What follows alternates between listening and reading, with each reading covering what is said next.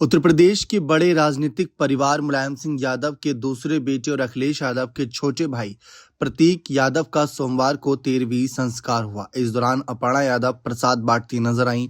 उनके साथ बीजेपी प्रवक्ता सुधांशु त्रिवेदी भी नजर आए। इस दौरान जैसे ही मौजूद लोगों ने प्रतीक भैया अमर रहे नारा लगाया, अपर्णा यादव भावुक हो गई। पहले वह पूड़ी बांट रही थी, लेकिन आंखों में आंसू छलकने के बाद से वहां से हट गई। किनारे पर जाकर साड़ी से आंसू पोंछती नजर आईं। अपर्णा कार्यक्रम में आए लोगों को हाथ जोड़कर अभिवादन किए और घर के भीतर चली गईं। मुख्यमंत्री योगी आदित्यनाथ प्रतीक यादव के 13वीं कार्यक्रम में शामिल हुए। उन्होंने अपर्णा यादव के विक्रमादित्य मार्ग स्थित आवास पर पहुंचकर प्रतीक यादव को श्रद्धांजलि अर्पित की। सीएम योगी ने प्रतीक यादव की तस्वीर पर फूल चढ़ाए। इसके बाद अपर्णा यादव को सांत्वना देते हुए दिखाई दी। वहीं छोटे भाई प्रतीक की 13वीं कार्यक्रम के दौरान अखिलेश यादव भी अपर्णा यादव के आवास पर मौजूद रहे।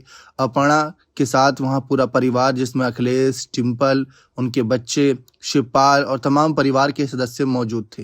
13वीं कार्यक्रम के दौरान राज्यसभा सांसद सुधांशु त्रिवेदी भी पूड़ी बांटते दिखाई दिए। इस बीच कहा यह जा रहा है कि एक तरफ जो बड़ा दुखों का पहाड़ टूटा अपर्णा यादव पर, उसकी भरपाई तो नहीं की जा सकती, लेकिन भविष्य के नजरिए से राजनीतिक स्थिति इनकी मजबूत हो, इस बात का ध्यान रखा जा सकता है। क्योंकि पति प्रतीक यादव के निधन के बाद अपर्णा यादव कहीं ना कहीं अकेली पड़ गई हैं और जिस तरीके से बीजेपी नेता अपर्णा यादव का साथ दे रहे हैं, यहां तक कि खुद मुख्यमंत्री योगी आदित्यनाथ श्रद्धांजलि देने पहुंचे थे प्रतीक यादव को, और आज 13वीं कार्यक्रम में भी श्रद्धांजलि अर्पित करने के लिए पहुंचे। सुधांशु त्रिवेदी हो या बीच में मोहन यादव जो मध्य प्रदेश के मुख्यमंत्री हैं, उनकी द्वारा की गई मुलाकात और तमाम बीजेपी नेताओं ने एक एक करके जो अपर्णा से मुलाकात करी, इससे एक सियासी संदेश ये दिया कि पिछले 3-4 साल बाद भी अपर्णा को भले ही बीजेपी ने पार्टी के नजरिए से कोई बड़ी जिम्मेदारी नहीं दी, लेकिन अपर्णा यादव उनके लिए क्यों कितनी जरूरी हो जाती हैं। देखा जाए तो प्रतीक यादव राजनीति में नहीं थे, किसी बड़े पद पर नहीं थे, लेकिन इसके बावजूद बीजेपी नेताओं का जमावड़ा अपर्णा के आवास पर इस बात का संकेत दे रहा है कि अपर्णा उनके लिए कितनी इंपॉर्टेंट बन रही है। अब बहुत से लोग कहेंगे कि ये हो सकता है कि राजनीति से इतर हटकर सुख दुख बांटने वाली बात हो, लेकिन बड़े राजनेताओं के द्वारा ऐसे कार्यक्रमों में शिरकत करना भी राजनीतिक तौर तरीकों के नजरिए से ही माना जाता है।